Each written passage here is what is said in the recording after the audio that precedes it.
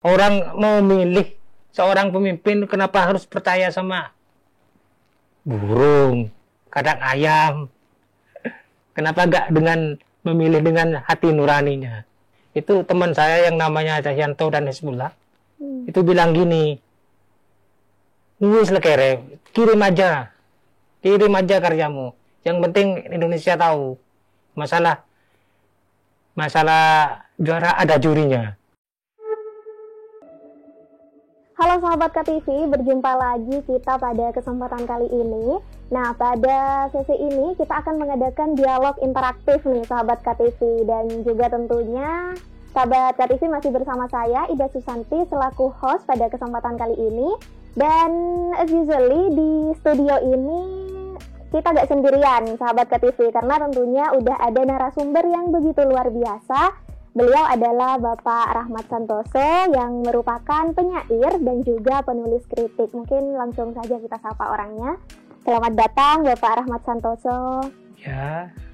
Selamat datang dan tentunya terima kasih sudah memenuhi undangan kita dan mau ngobrol di sini. Sama-sama.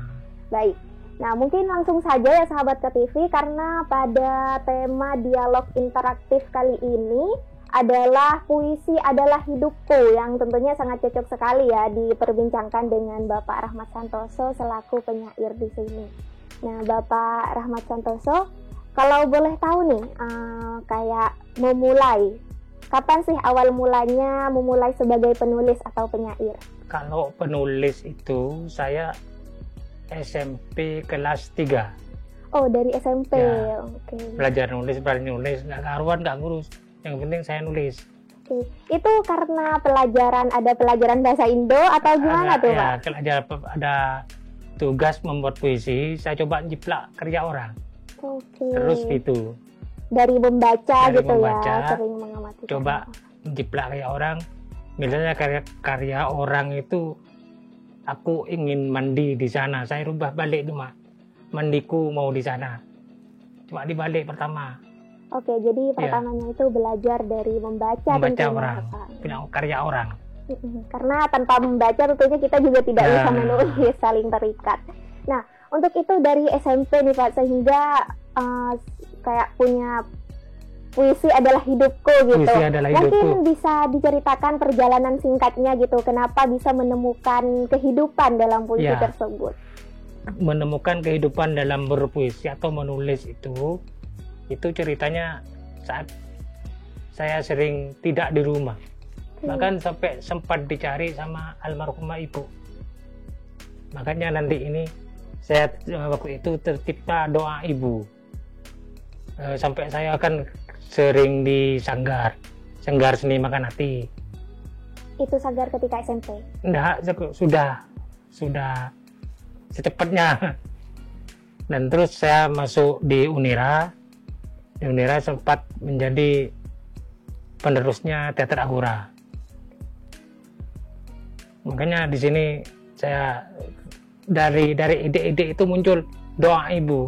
Karena saat saya dicari ada acara, saya tidak datang, ternyata ada di sanggar. Semua teman-teman itu ada di dalam. Terus ibu almarhumah itu bilang, ya biar nak, semoga dengan ini kamu bisa jadi orang baik. Ya kan, doa ibu itu terus saya lanjutkan untuk menulis dan membaca. Jadi sampai gak pulang gitu waktu di sanggar begitu ya? Gak pulang sampai 2 hari dicari. Ya, doa ibu itu ya terwujud sampai bisa saya jadi seorang ASN. Oh, jadi Bapak sekarang kegiatan sehari-harinya tidak hanya sibuk menulis seperti itu? Iya, tapi kan yang saya jadikan puisi itu apa yang saya lihat, apa yang saya rasakan, buat saya itulah puisi dalam hidupku. Jadi yang terjadi gitu ya? Yang terjadi benar-benar dicurahkan ke dalam bentuk puisi. Nah, untuk itu pada awal mula menulis nih Pak, karena kan penonton kita ya juga di sini mungkin dari berbagai kalangan. Gimana sih motivasinya Bapak biar tidak malu gitu, tidak takut untuk mencoba untuk menulis, untuk berani memulai menulis itu sendiri? untuk berani menulis itu dalam hati dan pikiran itu jangan sampai ada kata takut, jangan ada kata tidak bisa. Kita tulis saja, karena contohnya gini, kalau anak muda itu kan masalah percintaan. Karena biasanya kan aku mencintaimu, aku rindu padamu. Nah, dari kata aku mencintaimu itu kita bisa rubah dengan kata sebuah sastra, misalnya tanpamu aku tak ada, bayangmu ada di hatiku. Dirubah kayak gitu dari kata aku mencintaimu dan aku rindu. Itu gampang, malah membuat puisi gampang, cuma kita memang harus tulis oret-oretan, nanti kita ubah dengan bahasa yang lebih halus. Oke, jadi ternyata tidak semenakutkan itu ya Pak, tidak harus teoritis gitu. Karena berdasarkan pengalaman Bapak pribadi itu menulis adalah kayak sebuah curhatan. Seperti itu. Ya. Nah, untuk itu Bapak bagaimana sih caranya bisa konsisten? Mungkin sahabat KTV juga penasaran nih caranya bisa konsisten menulis, hingga Bapak Rahmat Santoso ini sahabat KTV juga sering memenangkan gitu ya event nasional dengan nama ini, dengan nama pena Santoso Madura. Buat sahabat KTV yang penasaran bisa cek ya di YouTube ataupun di IG Santoso Madura. Tapi ya untuk itu Pak, motivasi untuk para pendengar nih sahabat KTV, gimana caranya untuk itu mempertahankan untuk konsisten dalam menulis, apalagi Bapak kan kegiatan sehari-harinya tidak hanya menulis gitu kan. Ya itu, kita harus siap selalu bolpen dan kertas. Kita ketemu di jalan, ketemu apa, coba kita tulis. Misalnya ketemu, kalau masalah kritik ya, kita ketemu kucing di tempat sampah, itu kita artikan ke zaman sekarang. Misalnya kucing kan identik dengan koruptor, kucing itu mengais-ngais, padahal itu sebenarnya yang dimakan adalah haknya rakyat. Kan indah kalau ditulis puisi kucing makan di tempat sampah, tulis dulu, nanti kita ubah ke bahasa yang lebih halus, itu puisi. Oke, jadi hanya perkara kata gitu, kata ya, dibuat lebih indah. Oke. Nah, berbicara tentang itu juga ya, pengalaman percintaan yang katanya kalau buat remaja itu kan biasanya puisinya tentang cinta terus nih Pak. Tapi emang saya tuh punya pengalaman Pak, saya kan pernah mondok dan biasanya tuh emang di pondok kalau curhat-curhat gitu jadi puisi ya mungkin gitu. Cuman ya emang kadang kendalanya teman-teman yang masih dini lah ataupun masih menulis itu insecure sama yang sastranya itu, kayak ada sastranya yang punya sastra kualitas sastra yang tinggi gitu Pak. Gimana tuh untuk apa, emang benar dalam puisi itu harus ada sastranya atau gimana? Ya memang kan puisi itu memang karya sastra. Iya, maksudnya kata majas gitu. Iya, harus ada, tapi jangan terlalu berlebihan. Kulihat bulan selalu ada di hatiku. Padahal itu anggap kata yang bukan sastranya kan, kamu selalu ada, tiap waktu ada, wajahmu ada di hatiku, bulan itu selalu ada di hatiku, sinarilah hatiku. Kalau Bapak sendiri nih, mungkin pas masih SMP, SMA, atau bahkan kuliah nih kan aktif di sanggar nih ya Pak. Mungkin emang sampai ada karya untuk pasangan kah atau gimana? Insya Allah ada. Oke, ada ya. Ada. Tapi di sini saya megang ini nih, sahabat KTV, karya-karyanya Bapak Rahmat Santoso yang punya pena Santoso Madura. Dan di sini ada 2 judul ya, ada Doa Ibu dan yang satunya Saat Harus Memilih. Mungkin sebelum lanjut nih buat refreshing juga, mungkin bisa dibacakan nih Pak karya puisinya untuk sahabat KTV di rumah.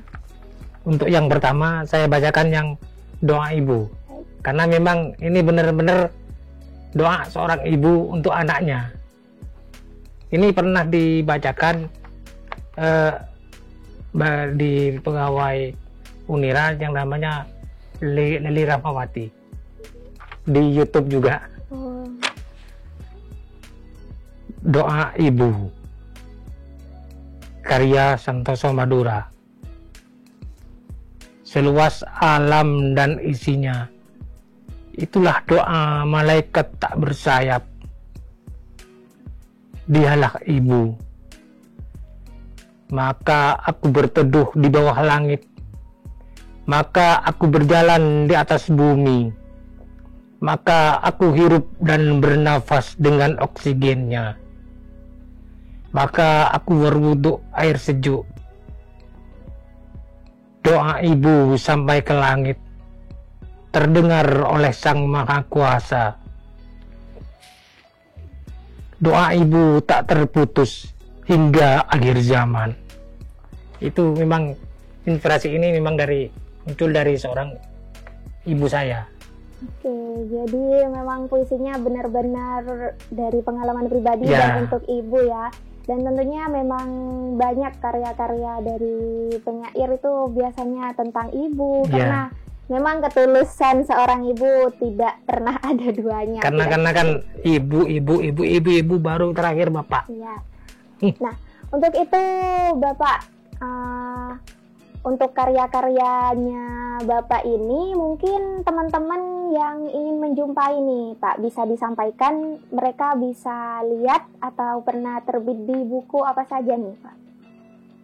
Kalau yang kemarin di buku ada.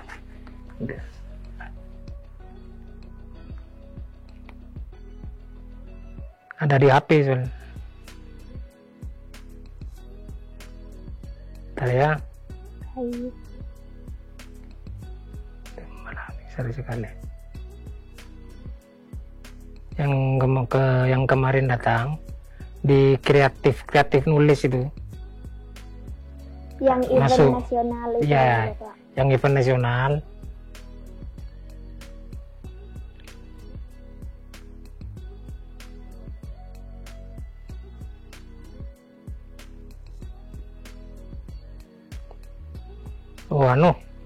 Di buku yang Beri Aku Ruang, Buku. di situ ada karya saya Ada karyanya Bapak. tentang Engkaulah Ayah. Karena waktu itu eventnya tema tentang ayah. Oh, eventnya tentang ayah. Ya. Oke. Dan ini alhamdulillah masuk penulis terbaik nasional. Jadi Bapak meskipun banyak aktivitas gitu ya, sering mengikuti, masih semangat untuk mengikuti event-event nasional. Ini juga bisa jadi motivasi nih buat sahabat KTV yang masih muda, yang masih punya jiwa energik, jangan malas-malas menulis. Karena tentunya jiwa literasi sekarang udah sangat berkurang Bapak. Tidak bisa dipungkiri, kita sebagai anak muda sering kali acuh terhadap dunia literasi dan sudah kayak dikuasai oleh gadget seperti itu. Ya makanya kita kan sudah zamannya digital. Mau kertas itu untuk seorang sastra tetap dibutuhkan.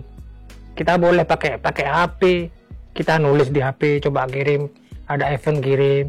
Untuk anak muda dan generasi seterusnya itu silakan nulis bentuk puisi, bentuk cerpen, bentuk esai. Coba kirim dilihat, kadang di IG itu muncul event kita coba kirim. Jangan kalau masalah untuk yang terbaik atau yang apa itu kan ada juri. Iya. Tujuan saya itu biar generasi muda itu aktif dalam bentuk sastra. Jangan takut untuk salah. Jadi tidak ada salahnya memang Tidak ada mencoba salah. ya Pak. Silakan kirim. Karena dalam hidup tentunya pasti ada kegagalan. Ya. Bagaimana nih kalau anak muda, tentunya kita harus kalau bisa ya menghabiskan kegagalan itu di masa muda tersebut gitu.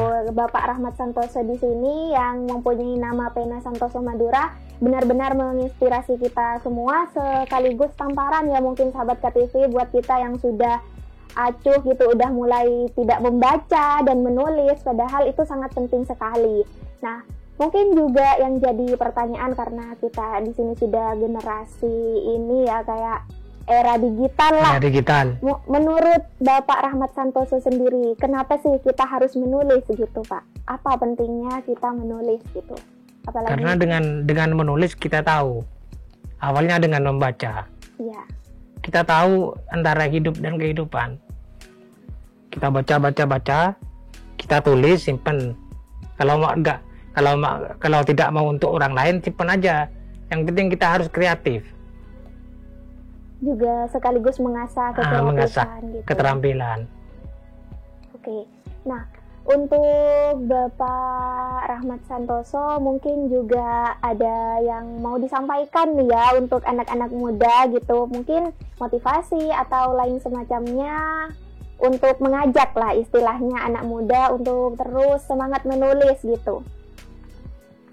Ya seperti saya, jangan pernah takut menulis. Itu puisi itu tidak salah.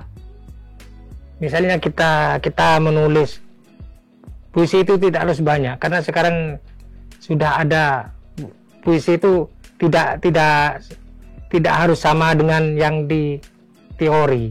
Kita buat sendiri 2 baris itu tetap puisi. Tidak harus berapa bait. Yang penting ungkapan hati ditulis, kalau perlu dikirim ke media. Yang penting mulai aja. Mulai aja. Ya, Pak. Jangan pernah takut dan mundur. Karena setiap ada saya diundang, saya memang membuat motivasi untuk mereka, terutama anak muda yang isinya begini. Belajarlah untuk hidup, hiduplah untuk belajar. Itu motivasi saya untuk semua. Oke. Nah, Bapak di sini kan kalau saya ya taunya puisinya Bapak juga sering terbit di koran ya, seperti itu. Iya. Kalau di koran memang puisi ini selalu saya simpan untuk sendiri. Cuma tahun 2003 kemarin, tanggal bulan Agustus itu teman saya yang namanya Cahyanto dan Hizbullah itu bilang gini, "Wis lekere, kirim aja karyamu. Yang penting Indonesia tahu. Masalah juara ada jurinya." Itu. Pokoknya karya kamu kirim terus. Jadi sebenarnya Bapak Rahmat di sini emang sebelumnya cuma disimpan gitu ya.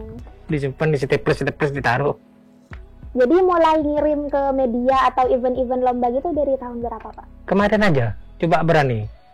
Dan dalam setahun 3 kali. Sudah 3 kali menang di event nasional, cukup luar biasa. Dan mungkin ada buku Pak atau sudah diterbitkan gitu Pak? Pernah dua saya bentuk dalam antologi itu dalam sebuah makna dan berita hari ini. Oke, ada 2 buku ya, dan kemarin mendapat event dari Kemendak penghargaan karena karya itu sama ibu itu. Mendapat penghargaan dari Kemendak. Mendapat penghargaan karena berhasil menciptakan karya itu sendiri ya. Luar biasa.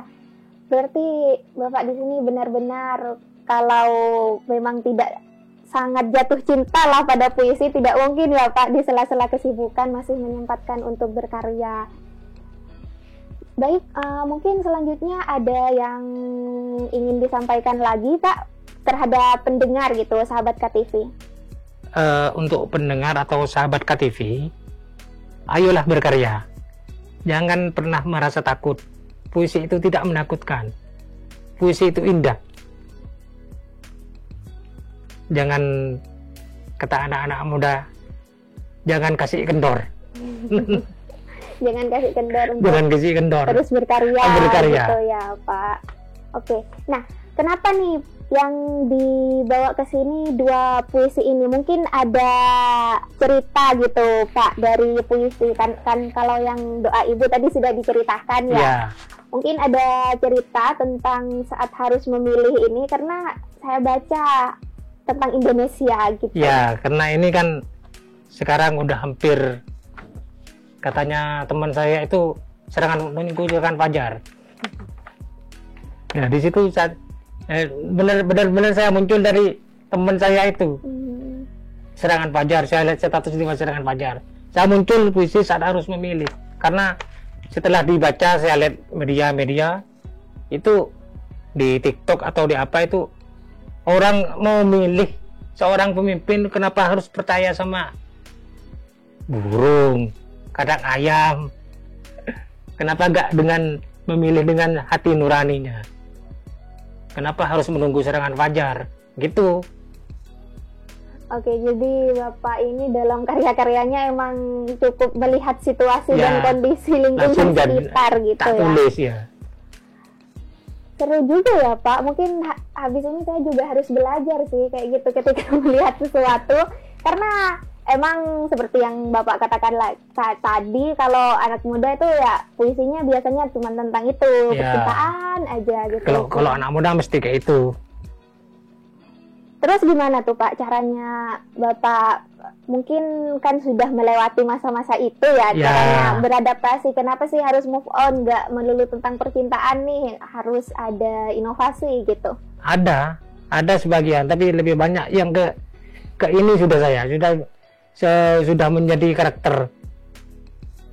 Karena setelah lama berkarya untuk puisi, itu Sorak Banyak Air udah punya karakter. Temanya untuk apa aja gitu. Kayak di teman saya itu yang Budi itu pelukis sama BH Arianto, atau BH Arianto itu lukis dan berpuisi. Itu kalau dia kan banyak yang cinta dan kehidupan. Jadi kalau dari karyanya Bapak ini karakternya gimana Pak? Bukan kata saya lah. Kata teman-teman seniman di Madura itu tukang kritik. Tukang kritik gitu ya, makanya juga penulis kritik gitu. Bukan saya yang bilang, teman-teman lah. Iya, memang kadang orang lain gitu Pak yang sadar. Kadang diri sendiri. Kalau sekarang tuh katanya anak muda insecure gitu, gak percaya diri. Gak percaya diri ya. Nah, untuk itu Bapak mungkin untuk terakhir nih, sebelum kita menyelesaikan obrolan kita ya, puisi yang satunya juga sahabat KTV mau tahu nih Pak, karena udah dipegang ya di tangan kita, jadi harus disampaikan gitu. Mungkin bisa dibacakan. Karena ini ada hubungannya dengan tahun 2024 dengan Indonesia, dengan nasib Indonesia. Silahkan, tapi sebelumnya saya mau maaf. Ya, kenapa? Maaf kepada teman saya yang selalu bilang serangan Fajar. ini karya saya dari dia. Ya, terinspirasi dengan dia. Fajar itu ya Pak. Oke. Saat harus memilih, karya Santoso Madura berjalan berputar di satu arah. 5 tahun sudah pasti Indonesia berpesta demi mendapatkan pemimpin yang bisa beri kecerahan pada dunia. Tapi mengapa saat harus memilih, percaya pada burung bio atau lainnya, dan kita hanya tunduk saja? Apakah kita akan terus begitu? Di mana hati nurani kalian? Ini masa depan kita, Indonesia tercinta. Masihkah kita percaya celoteh cokong-cokong sejarah? Ayo kuatkan hati nurani saat harus memilih. Gunakan akal sehat dengan hati nurani yang jernih demi Indonesia tercinta. Nah, itu untuk 2004. Untuk pesan gitu ya, untuk 2024 melalui puisi. Melalui puisi. Nah, tapi sebelum ini Pak, saya kepikiran nih tadi, karena Bapak juga cukup mahir ya dalam membaca puisi, mungkin bukan mahir bisa. Enggak Pak, itu udah Bagus. Dan untuk itu mungkin ada tokoh ini Pak, inspiratif dalam membuat ataupun membaca puisi gitu? Kalau membuat itu memang saya Taufik Ismail. Oke. Pas kalau kata-kata saya berguru pada Iwan Fals. Kalau masalah bacanya saya menjiplak cara baca dari Bung Karno. Kalau pidato, Oke, dari Insinyur Soekarno gitu ya. ya. Jadi Bapak di sini dalam belajar puisi Iya. tidak ada mentor khusus gitu ya, cuman membaca karya orang, karya dan orang. membaca dan membaca. Oke, untuk itu sahabat KTV, setelah beberapa menit ya kita ngobrol, tentunya udah cukup dapat banyak kesimpulan dan juga pelajaran yang kita dapat, di mana di sini Bapak Rahmat Santoso dengan nama pena Santoso Madura sudah menjadi penyair dari SMP dan tetap konsisten sampai ke sekarang, meskipun jobnya atau pekerjaannya itu bukan hanya penyair gitu ya. Itu menjadi tamparan buat kita semua nih sahabat KTV selaku anak muda untuk terus mempertahankan dan terus membaca dan juga menulis, tidak melupakan literasi. Ya, sesibuk apapun. Oke. Saya itu kan di kantor itu di NTSN 1 Pamekasan. Saya kan kalau dikatakan sibuk ya, cuma kadang muncul ide, lihat apa tadi di jalan apa, berhenti sebentar ambil kertas tulis. Oke, jadi manfaatkan waktu sebaik mungkin gitu, ya. Mungkin ya Pak. Oke, nah untuk itu sahabat KTV mungkin cukup kiranya ya Bapak Ya. dialog interaktif kita pada kesempatan kali ini. Terima kasih tentunya untuk sahabat KTV yang mendengarkan dan juga kepada narasumber kita yang terhormat Bapak Rahmat Santoso, terima kasih sudah menyempatkan hadir. Dan untuk itu selamat beraktivitas dan jangan lupa untuk selalu stay tune di KTV Official. Sampai jumpa lain waktu.